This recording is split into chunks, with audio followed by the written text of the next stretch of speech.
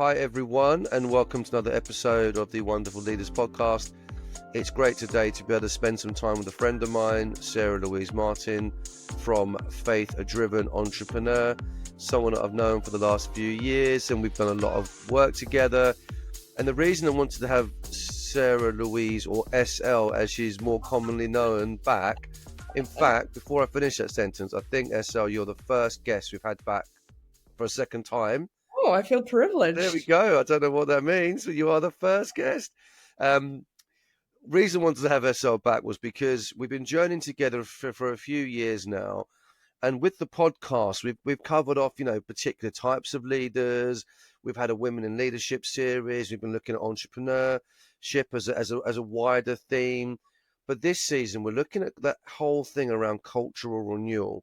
What does it actually mean to be people that can be people of change, agents of change in the culture around us, whether that's industry, whether that's the community, whether that's a particular kind of people group. And SL's been in this space for a while, really building and supporting and serving. So we just wanted to have a chat today about some of the things that she's been doing, but also some of her angle around it and perspective, because I think it's very easy when you're in as a leader or an entrepreneur to kind of really think about the outcomes and the outputs. I say me personally as a leader, I can be very outcome focused, very, goal orientated.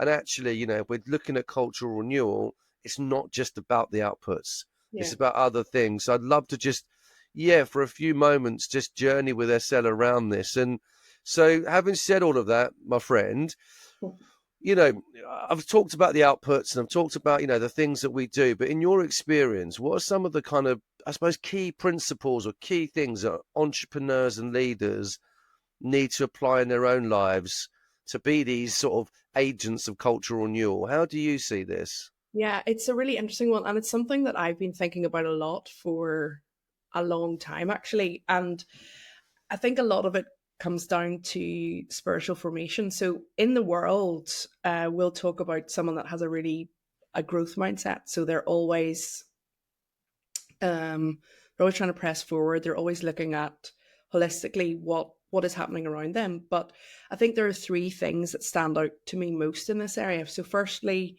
pursuing wholeness.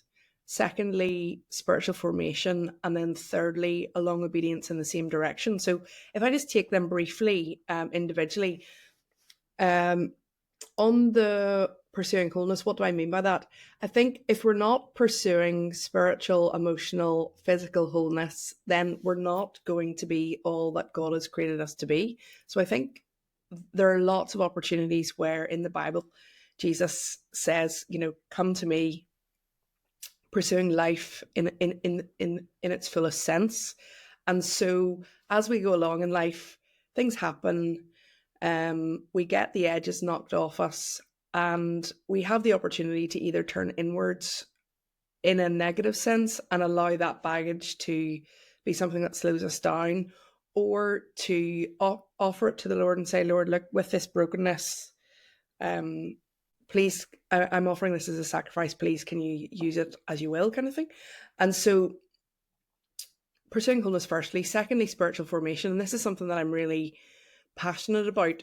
A lot of the time we talk about discipleship, and spiritual formation is discipleship, but it's also a lot more than that. So recently at the church that I'm part of, KXC, we have gone through practicing the way and looking at all the different spiritual disciplines that we can work through to create our own rule of life. Well, what's a rule of life? Well, what are those practices that are encouraging you to pursue your faith, pursue relationship and friendship with Jesus, and then also kind of facing outwards? So what does it look like to focus on prayer, solitude, generosity?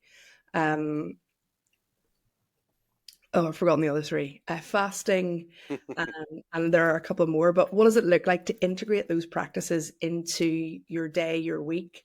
And again, that goes back to the pursuing wholeness, that the Lord's going to speak to us when we're going to honor him in that way. And so, and then finally, along obedience in the same direction. So a mutual friend of ours, Dan, wise guy, who said, what would it look like to dedicate the rest of this decade of your life to something that you deeply care about.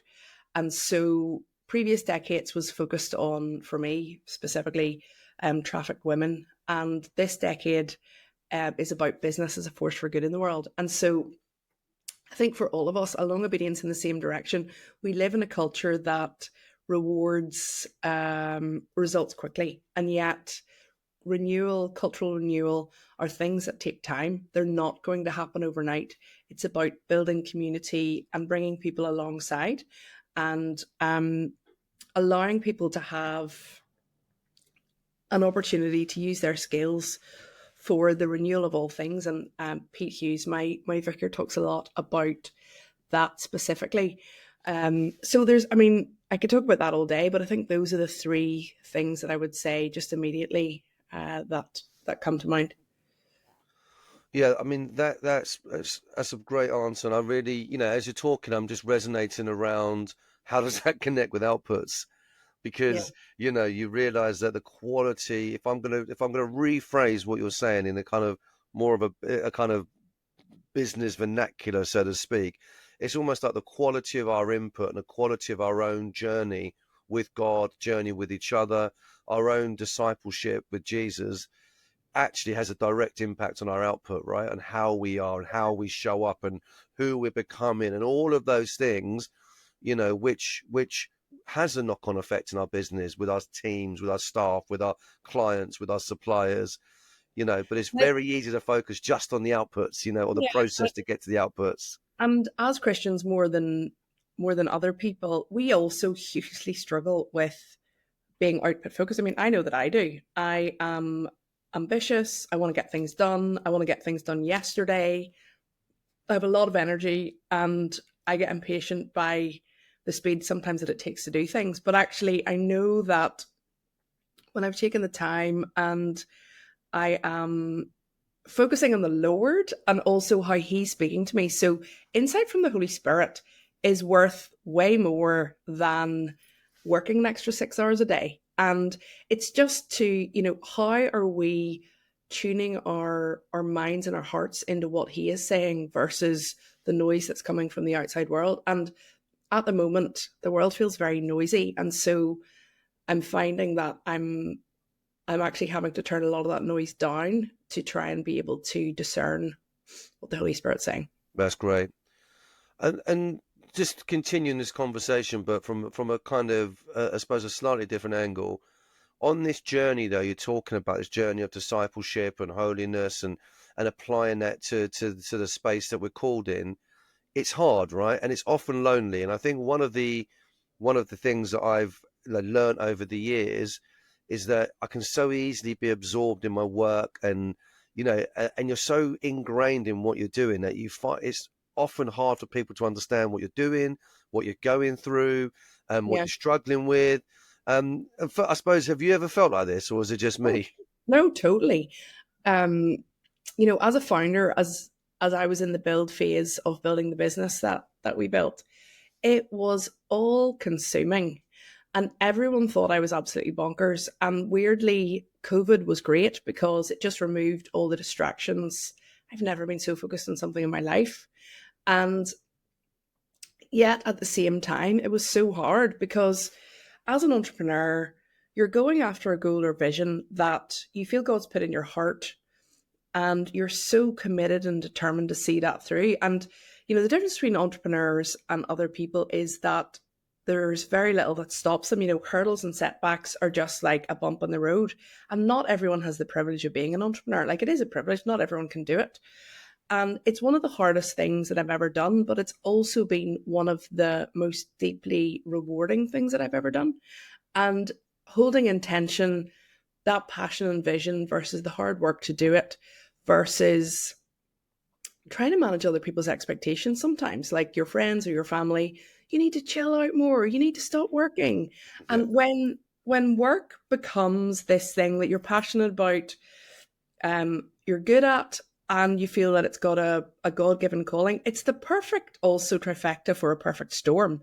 Because if your foundational identity isn't set on Jesus and who He says you are, and that you're not who your work is, then your whole personhood can get tied into I am my business. And then when that doesn't work out how you had expected, then that can be really difficult. So at that time, I really wish I'd known about Faith Driven Entrepreneur. I think it would have really helped me work through and ask those big questions, those big topics. So FDE is a discipleship ministry. We help businesses that are trying to work through who they are in Jesus as they're running and scaling their business. And so we've got Faith Driven Entrepreneur, Faith Driven Investor, and that's a global organization present in 140 countries around the world. And the mission is to connect 1 million Christians globally in the ecosystem as they are building and scaling their business. So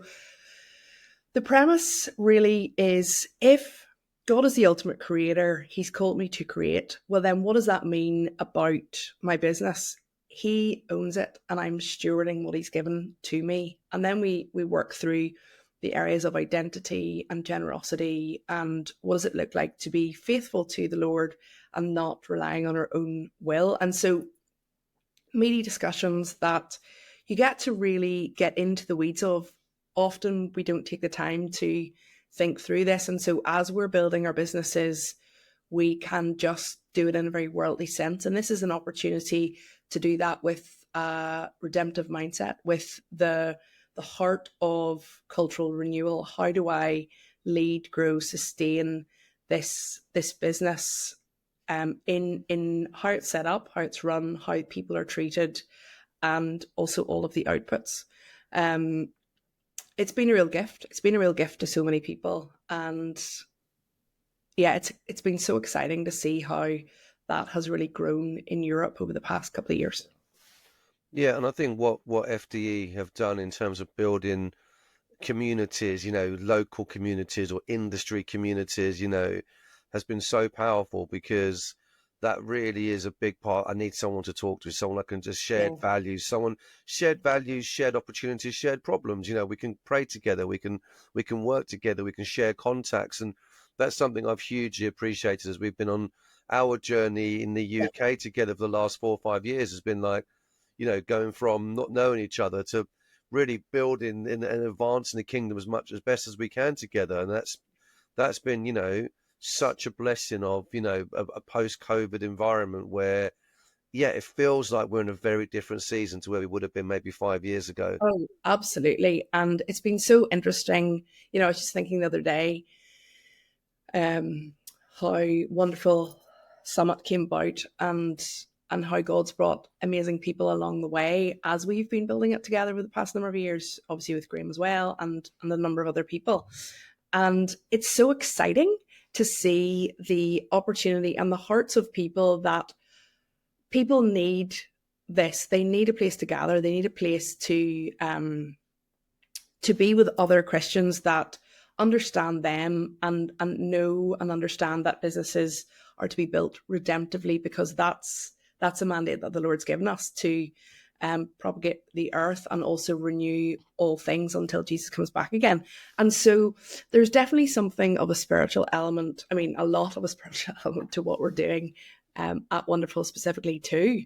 And I'm excited by that, because with what I've seen across Europe, there are these incredible pockets of entrepreneurs who deeply love Jesus and at the same time are working up against difficulties in their own countries to try and be these agents of change. And cultural renewal takes time. It's not going to happen overnight, but it's exciting to be able to gather. I think that's a really important part, to be able to gather together, to encourage one another, but also to do business together. Isn't it fun to, we have heard many stories with Wonderful specifically where people have come, they've met other people on the day or afterwards, and then they've started either buying from their business or doing business together in a really interesting way. So that's what it's all about, really, isn't it?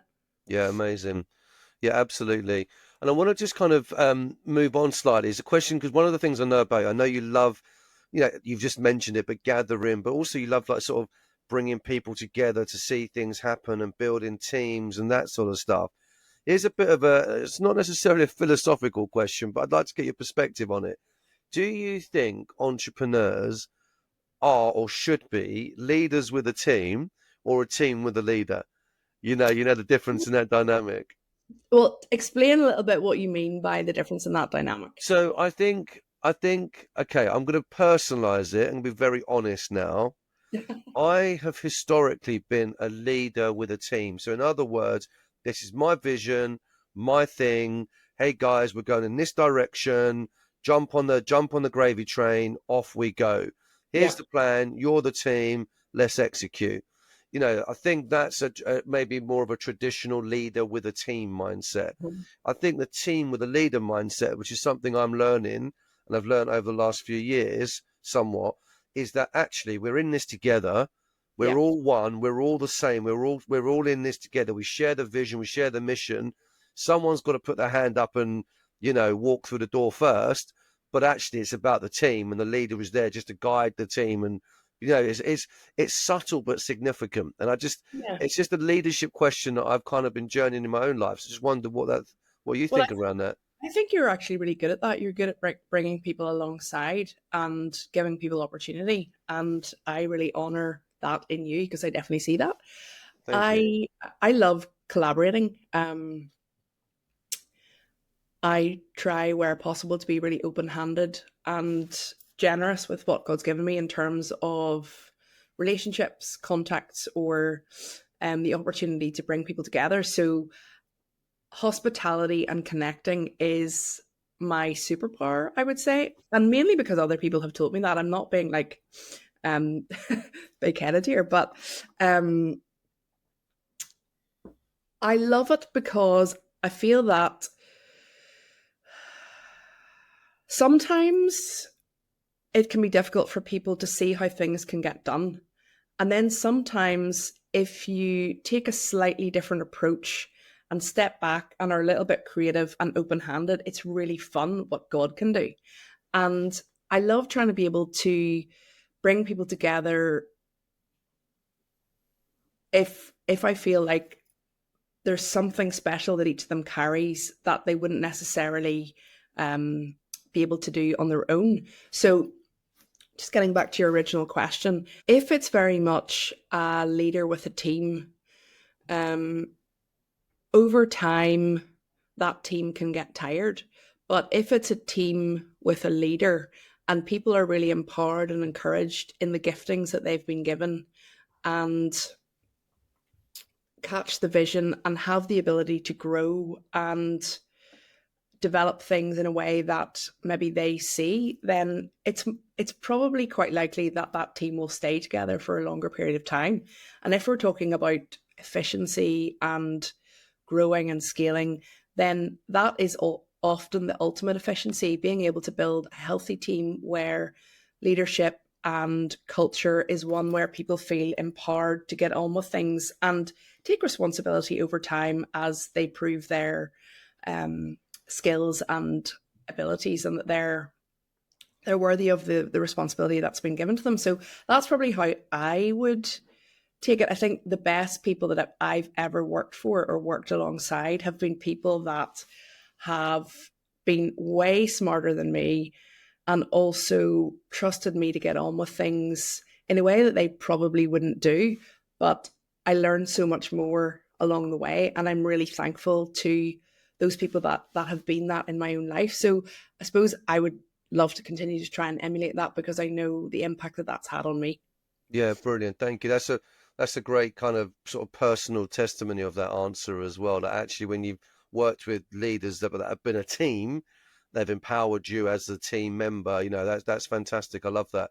And I think one of the reasons I wanted to ask you that question as well is I think we're in this phase, and I don't know, it seems like we're in this phase in the world where we just need to keep building amazing teams. Yeah. That the hero leader is, that's out there charging, doing his or her own thing, and everyone else is left behind. I don't think that's working very well at the moment. Yeah. And Mm. let's not, we don't have to get political about it, but it's really about, okay, God, how can we be that global community or the national community or regional community of faith-based, entrepreneurs and leaders that can work together to see cultural transformation and see Yeah. cultural change. And I think often, sometimes we can be a bit blinded by, oh, but my organization wants to do this or my organization wants to do that. Well, I mean, that's great, but let's take a step back and see what can we do together that transcends organizational Right. boundaries. And I think that's what a lot of us are trying to do, right? To support entrepreneurs as they scale their businesses in the UK and beyond, and provide that container for them to feel safe, show up, grow, and to God be the glory for anything that comes out of that. Yeah, brilliant. So I know you look like a spring chicken, so you look like you haven't been in this industry very long, but you have. And so I'm going to Oh, ask you a that's question. a handed compliment if ever I had one. Yeah, yeah. Was that a compliment? I'm not sure. What I meant by that, before I get myself in any more trouble, was obviously being a female leader. That and you have worked in lots of in sort of male-dominated environments. You've really forged your own path as a female leader. How has that journey been for you? And have you seen a change? Has that progressed? Has it not? I'd love to just know. I'd love to just and feel free to kind of share that in whatever perspective you like. What a big question. I have always worked in male dominated industries. So, right from university, working in financial services, professional services, and then came over to the impact space in the last 10 years. And entrepreneurship, obviously, very male dominated as well. It's a really big question. I'm really passionate about females in business. I mean, not that I'm not passionate about men in business, but I've just seen up close from particularly a funding of female businesses front that there's a lot of data that points to say that if more women's ideas were funded, then a lot more problems would be solved in the world. And often the funding is and has been a real bias because someone has seen this person is like me in some way, therefore their business must be successful. And it's been interesting to look at that data to see that's actually not the case. And I'm excited.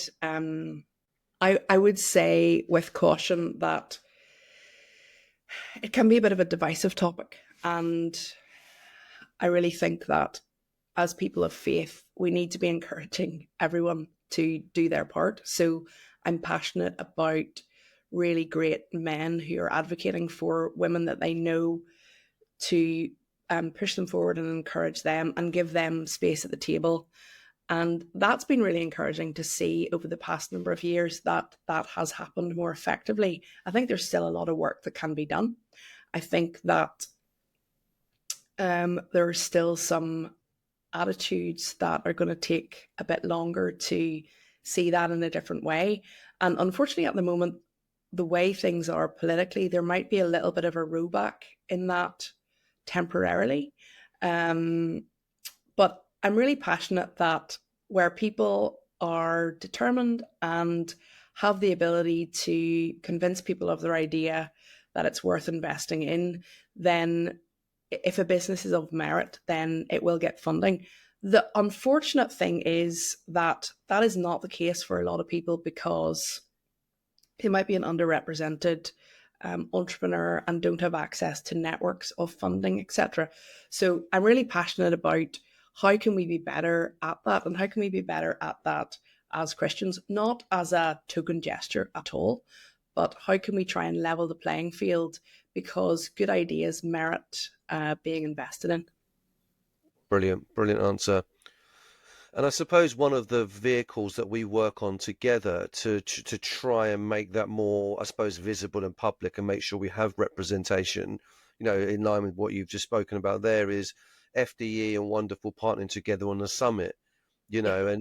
within all the things that FDE and FDI does, which is expansive. It's amazing that we can partner together on, these summits across the UK, well, in Bradford and London. Why is that important for you? Why is that important for FDE to do that? Yeah, it's a really good question. So I think it's a funny one for me because I've been involved in the summit before I was working at FDE. And so for me, it's it's a real passion project, as well as something that's really amazing for work and for entrepreneurs in the UK. So from an FTE point of view, I mean, I've drawn this diagram 100 times, and I know that you've seen it, Dan, my little famous rectangle, which it's a rectangle that's split into three specific parts. So the first part is discipleship. The middle part is building and scaling businesses. And the final part is investment. And as people of faith, if we are not discipled, and if we are not with other Christians that are calling us to more, calling us out on our own BS, calling us to be more like Jesus, then we're not going to be living fully in the way that Jesus intended. And so I think it's really important to be able to gather together as Christians and look at how do we live life fully as entrepreneurs, integrated. Our faith and our business are integrated and not separate. And so that FDE, faith-driven entrepreneur, has an incredible opportunity to invite people into those conversations. It's not light stuff; it's pretty meaty. And so, how do we interrogate those in a way that we maybe haven't taken the time to do before? And then from that, our hearts and minds are postured in a way that we look at how we run our business differently. So we look at our hiring practices, we look at the culture that we're setting, we look at how we develop a sales strategy, how we reward talent, how we focus on generosity when the business has done really well, how we focus on generosity when the business hasn't done well. Is that a value that we establish over time and are able to give more as a consequence? And so I'm really passionate about it because I think it's an opportunity for Christian entrepreneurs in the UK and Europe to really see things through a God lens in a way that they might not have had the ability to do so. And at the same time, have the ability to be in an environment with other Christians who want to build and scale their businesses. So that's why, wonderful to me represents that middle column where you're meeting together with amazing experts. I mean, there's loads of different communities that are popping up on WhatsApp as well, gathering Christian entrepreneurs into different sectors, different stages of business. Yeah. And we have also these amazing experts that are building out programming to help people to grow and scale their businesses with very much a faith lens around that. So a lot of people can go and access sales strategy, marketing, social, whatever, in I don't want to say secular because God owns everything, but you know what I mean? So Yeah. in a non-Christian specific environment, but a lot of people are really wanting to develop those strategies and processes with a faith lens. And so it's exciting that there are practitioners within the community that are able to help people do that. And I am excited to see how that's going to grow over the next couple of years as well. Brilliant, brilliant. And have final question then on just picking up on what you've just shared at the end there. What's your dream or your hope for the next couple of years? Oh, big question. I Yeah, mean, here we go. personally or professionally? Well, it's up to you. It depends how you want to use this podcast. I mean, we can keep it professional or personal.